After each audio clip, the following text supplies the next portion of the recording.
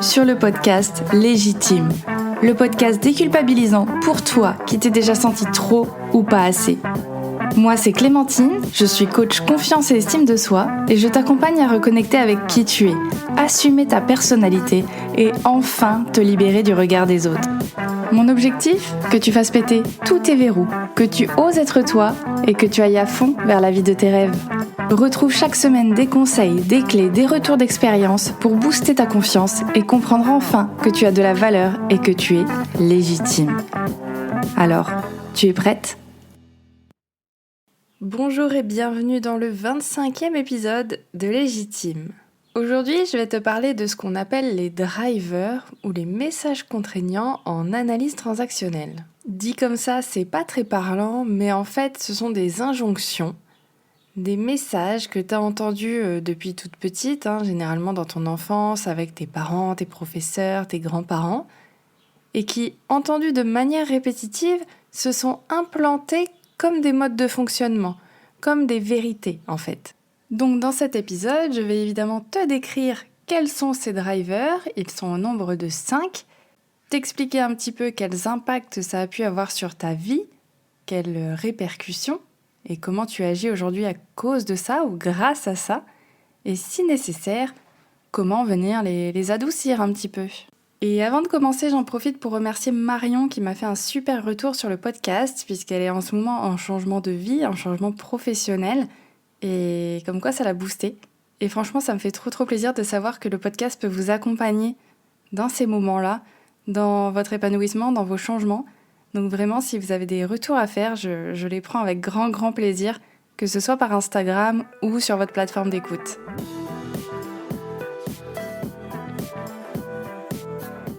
Donc, pour te représenter les drivers, je t'invite à réfléchir aux travaux de groupe que tu faisais quand tu étais au lycée, à la fac. Tu avais toujours différentes personnalités et des façons de travailler bien différentes. Et on se rappelle tous de la personne qui ne foutait rien et qui attendait que ça se passe. Si tu faisais partie de ces personnes-là, je suis désolée, mais oui, j'avais un peu de mal, parce que du coup, c'est moi qui faisais tout le travail. Donc tu distinguais rapidement la personne qui avait envie de viser la meilleure note et qui voulait que tout soit parfait au détail près. T'avais aussi celle qui voulait que tout soit rédigé en temps et en heure, voire même en avance, évidemment. Et du coup qui mettait la pression pour que toi tu finisses tes parties au plus vite. Il y avait aussi celle qui se voyait refourguer la partie la plus relou, mais qui acceptait sans rechigner parce que elle veut pas déranger, et puis si ça peut faire plaisir et avancer le travail. T'avais aussi la personne qui était parfois un petit peu trop surchargée de travail, justement, mais qui n'osait rien dire, qui continuait, qui en prenait voire un petit peu plus, parce qu'elle allait quand même pas dire qu'elle n'arrivait pas à gérer son temps. Je sais pas si tu vois déjà un petit peu de quoi je parle, mais c'est idem pour le travail finalement. Dans les réunions ou dans les projets d'équipe, t'as celui qui pousse ses équipes à toujours faire mieux. Celui qui pousse à travailler toujours plus, car la réussite, ça se mérite. Il y a celui qui fait le café pour tout le monde, tous les matins, même s'il n'a pas envie, parce que ça permet de passer un bon moment entre collègues. Tu vois un petit peu ce que je veux dire ? T'as celui aussi qui fait des heures sup, qui essaye de tout donner pour faire du chiffre, pour atteindre les objectifs, sans rien dire, sans rechigner, mais qui à côté de ça néglige sa santé mentale. Tu vois un petit peu de qui je parle ? Eh bien, toutes ces actions, toutes ces façons de fonctionner, ces traits on peut appeler de personnalité, en fait, c'est assez représentatif des fameux drivers. Donc, sans plus attendre, je vais t'expliquer un petit peu plus ce que c'est, pour que ce soit plus clair dans ta tête, et que tu puisses peut-être identifier lesquels tu possèdes.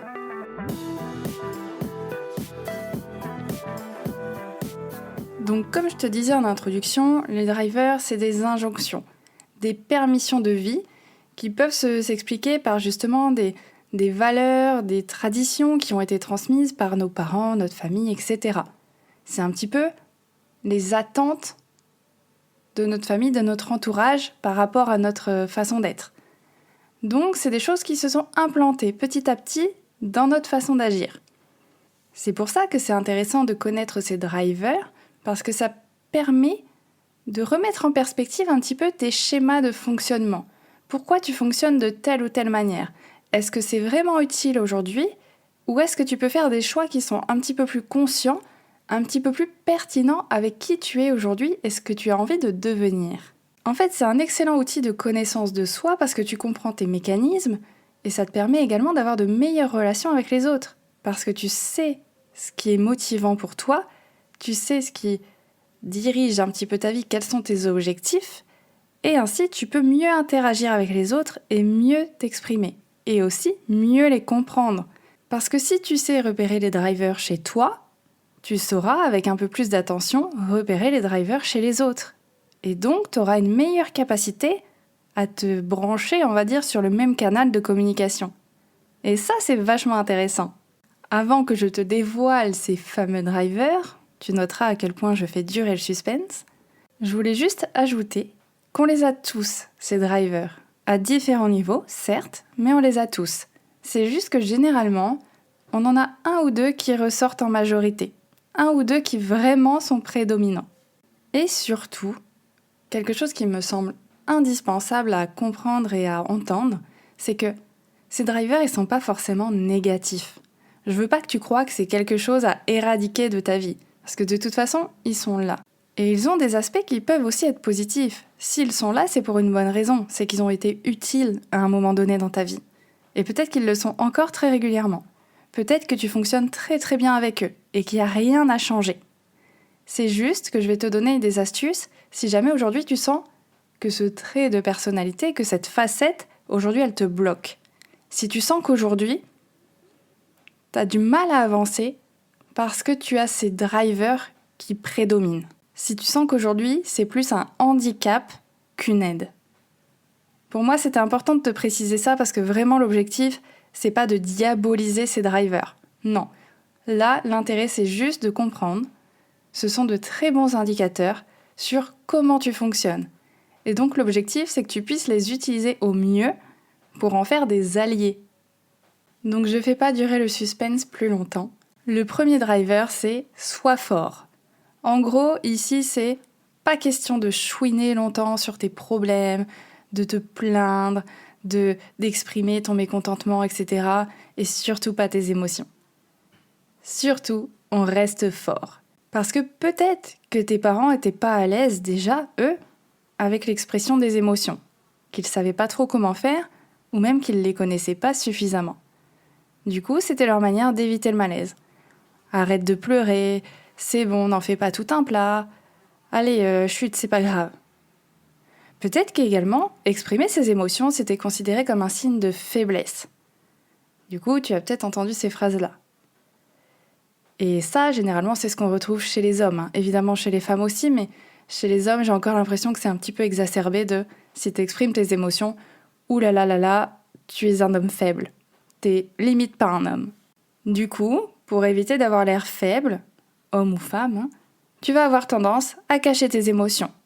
À te dire que de toute façon, tu peux t'en sortir par toi-même, qu'on n'est jamais mieux servi que par soi-même de toute façon, et que ça va finir par passer. De toute façon, tout va bien, je suis forte, je m'en remettrai, il y a plus grave dans la vie, il y a des gens qui vivent pire, etc., etc. Donc évidemment, les risques de ce driver, c'est que tu peux avoir tendance à tellement intérioriser qu'un jour, ça lâche. Donc peut-être un burn-out ou tout simplement tu vas somatiser, ton corps va exprimer lui le malaise parce que toi, tu auras beaucoup trop retenu trop longtemps. Comme je te l'ai dit, ces drivers n'ont pas que du négatif, il y a également du positif. Donc là, pour le soi fort, on pourrait dire que justement ça fait de toi une personne capable de rebondir, qui ne se laisse pas déstabiliser, qui est capable de trouver des solutions et de remonter la pente, de se donner les moyens de remonter la pente. Donc c'est quelqu'un qui peut paraître aussi quelqu'un de fiable, quelqu'un qui est fort sur ses appuis, on va dire. Et l'intérêt de l'équilibre, il est là.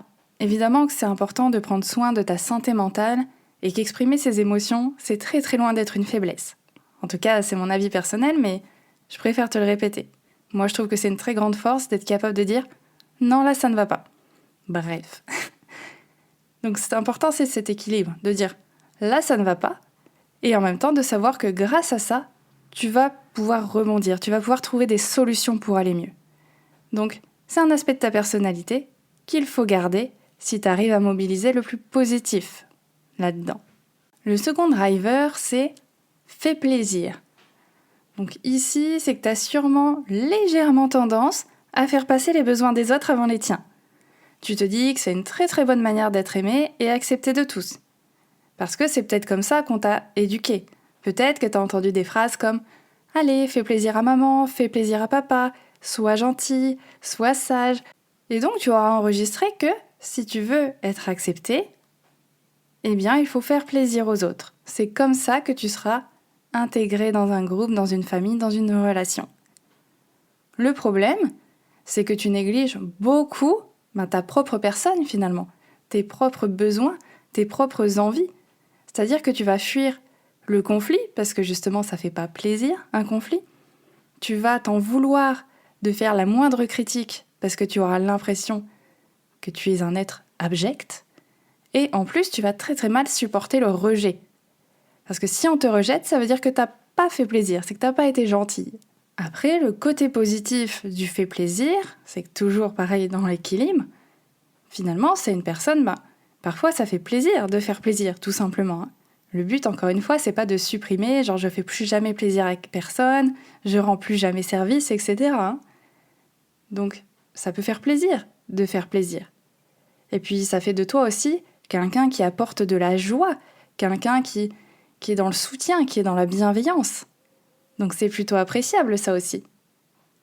Le tout, encore une fois, c'est de ne pas te laisser bouffer par ça. C'est de ne pas constamment faire passer les autres avant toi. Parce qu'un jour, encore une fois, ça va te péter au visage, où tu vas dire non, et tu comprendras pas en face que les gens ne comprennent pas. Le troisième driver, je pense qu'il est connu de beaucoup de personnes, c'est le soi parfait. Ça va faire de toi quelqu'un qui est toujours assez insatisfait, qui a un esprit très critique envers toi-même, mais aussi envers les autres. Parce que comme toi, tu veux atteindre la perfection, tu attends des autres qu'ils te donnent la perfection, ou en tout cas qu'ils fassent toujours plus, toujours mieux. C'est jamais assez bien. Sauf que forcément, c'est un but qui est très frustrant, car c'est impossible d'atteindre la perfection. Du coup, ça peut entraîner du stress, de l'anxiété. Et là aussi, on peut atteindre le burn-out finalement, parce que à toujours essayer de faire mieux, de faire plus, on peut atteindre le burn-out. Ou, au contraire, on peut passer son temps à procrastiner, parce que de toute façon, ce que je fais, c'est pas encore parfait, donc pour l'instant, je vais pas lancer mon projet, je vais pas tenter une nouvelle chose, parce que j'ai peur de pas être parfaite, donc je ne fais rien, au moins je prends pas de risque. L'avantage du soi parfait, c'est que ça fait quand même de toi quelqu'un de consciencieux, quelqu'un de minutieux, quelqu'un qui a envie de bien faire les choses. Et ça reste important et appréciable dans un groupe d'avoir quelqu'un qui justement fait attention aux détails.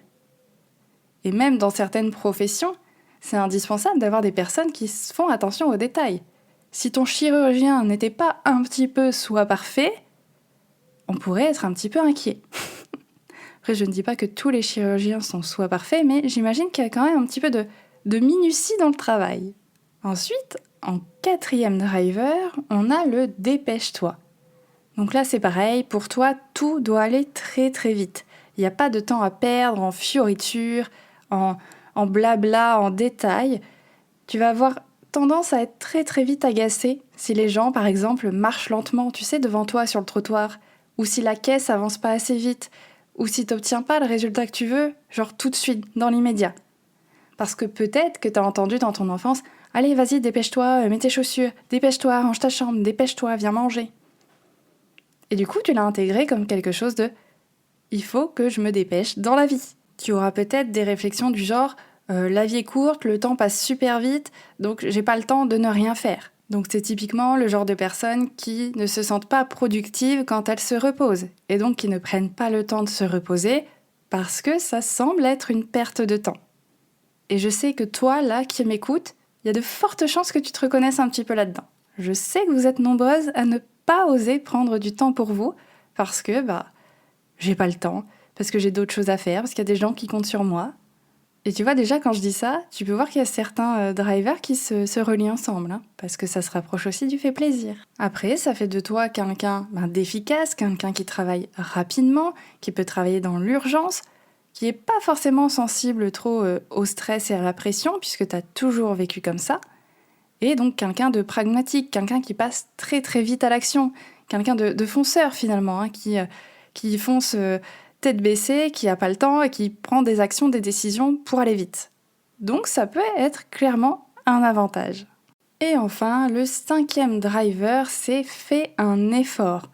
Donc ça, c'est un petit peu si tu te retrouves dans la situation où tu as l'impression que tout se mérite, qu'il faut travailler très dur pour mériter quelque chose, que si tu termines un travail, une activité et que c'est facile pour toi, eh bien ça n'a aucun mérite, ça n'a aucune importance.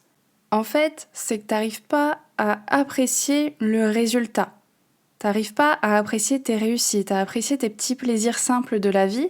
Tu as beaucoup de mal à faire ça. C'est que les efforts qui comptent, c'est la sueur sur ton front qui compte. C'est les moments de galère, c'est là où tu as souffert qui compte. C'est pas le résultat finalement. Le résultat, c'est pas important. Du coup, t'es plutôt du genre à te compliquer la vie. Par contre, ça fait de toi quelqu'un de persévérant, quelqu'un qui aime les challenges, quelqu'un qui aime bien justement la nouveauté, qui aime bien mobiliser les troupes. Quelqu'un de dynamique, quoi. Donc voilà, je t'ai présenté les 5 drivers et je suis persuadée que t'en as un ou deux en tête qui semblent te correspondre.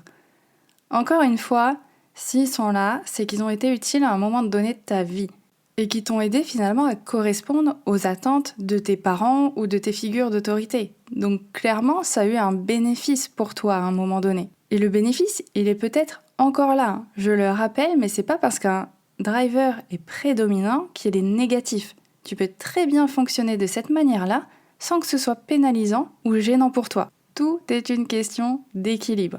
Tant qu'on n'est pas dans l'excès, tout va bien. Et avant que je te partage l'astuce, le petit exercice pour que tu puisses justement adoucir ton driver si jamais tu sens qu'il est un petit peu gênant, j'avais envie de te partager une anecdote sur ma vie perso. À ce moment-là, je ne connaissais pas les drivers et ses façons de fonctionner, mais en enregistrant le podcast, je me suis rendu compte que c'était assez flagrant dans ma vie, où j'ai rencontré des personnes qui n'avaient pas du tout cette même manière de fonctionner que moi. Et au début, effectivement, ça a été presque conflictuel ou en tout cas tendu, parce qu'on n'avait pas la même façon de voir les choses. Au moins 2 fois dans ma vie, j'ai fréquenté des collègues qui, elles, étaient peut-être, maintenant en y réfléchissant, peut-être soit parfaites et ou dépêche-toi. Et du coup, dans leur travail, elles étaient toujours à faire les choses rapidement, à terminer les exercices rapidement, les parties de l'exposé très très vite, pour que ce soit fait au plus vite.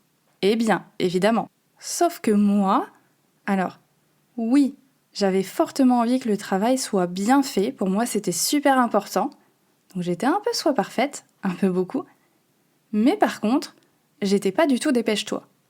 Moi, j'aimais bien aller à mon rythme, tranquillement, j'avais pas envie de me mettre la pression pour finir un travail, alors que je savais que j'avais le temps. Et c'est vrai qu'au premier abord, je sais que ces 2 personnes-là, au début, elles m'ont jugée comme une personne qui était potentiellement un petit peu feignasse. Parce que comme moi, j'allais pas au même rythme qu'elles, elles estimaient que du coup, ça voulait dire que je voulais pas travailler, que je voulais pas faire le travail correctement.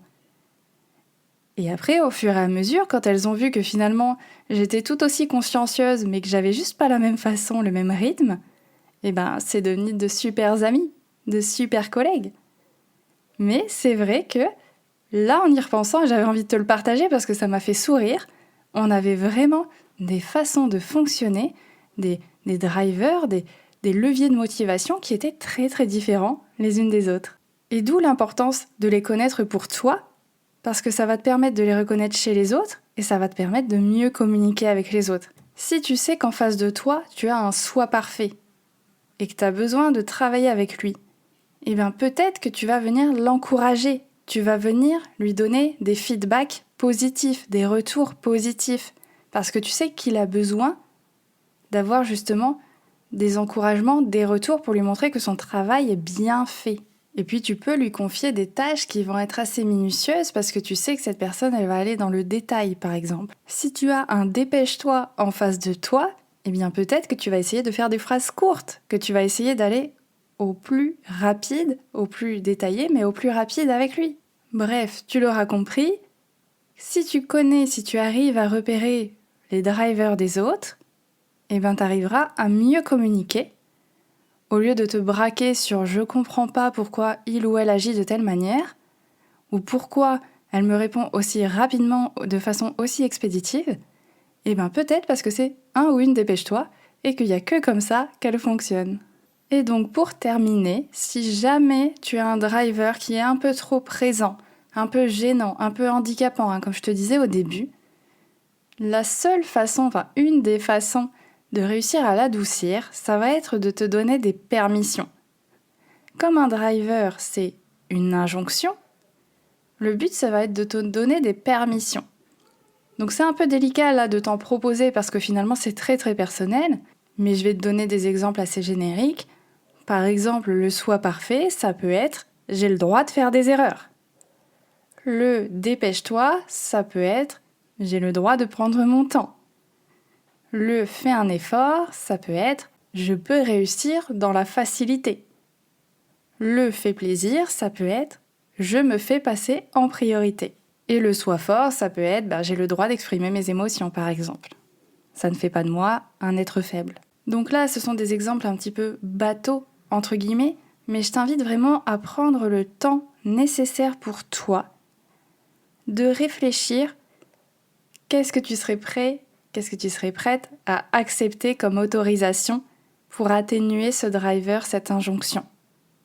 Parce que peut-être que exprimer mes émotions, j'ai le droit, peut-être que pour l'instant, t'es pas opérationnel avec ça et t'es pas OK avec ça. Donc, prends le temps de réfléchir à qu'est-ce que tu peux t'autoriser. Petit à petit, même si c'est une petite autorisation pour commencer, mais qui sera le premier pas vers peut-être des autorisations un peu plus grandes. Et là, on arrive à la fin de l'épisode et tu te dis « Mais Clémentine, peut-être que tu te le dis pas, mais maintenant oui, comment je fais pour trouver quel est ou quels sont mes drivers principaux ?» Et je te dirais que c'est une très très bonne question et qu'en effet, il existe bien un test avec plusieurs questions, une trentaine de questions, c'est assez rapide, qui va te permettre de savoir quels sont tes drivers principaux. Pour qu'ensuite, tu puisses justement travailler sur ces autorisations si c'est nécessaire. Donc si tu es intéressé, je t'invite à me contacter donc sur Instagram ou à réserver directement ton petit café visio et comme ça je pourrai t'envoyer le test en amont et on pourra en discuter ensemble. On pourra trouver tes autorisations ensemble. Parce que je sais que c'est un travail pas évident.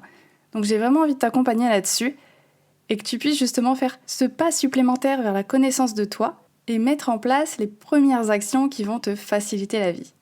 Donc c'est un appel, c'est un café visio qui est offert, bien évidemment, mais ça me tient à cœur de pouvoir t'offrir cette opportunité de mieux te comprendre et de mieux t'autoriser. Donc encore une fois, si tu es intéressé, tu peux m'écrire via Instagram, réserver ton café visio ou m'écrire par mail. Je te laisse quand même pas mal de possibilités et on voit ça ensemble très très rapidement. Cet épisode se termine donc là-dessus. J'espère qu'il t'a plu, j'espère qu'il t'a appris plein de choses et que tu as déjà une idée de ce qui se passe un petit peu et de comment tu fonctionnes. Je te souhaite une excellente journée, soirée, après-midi et je te dis à très très bientôt pour un prochain épisode.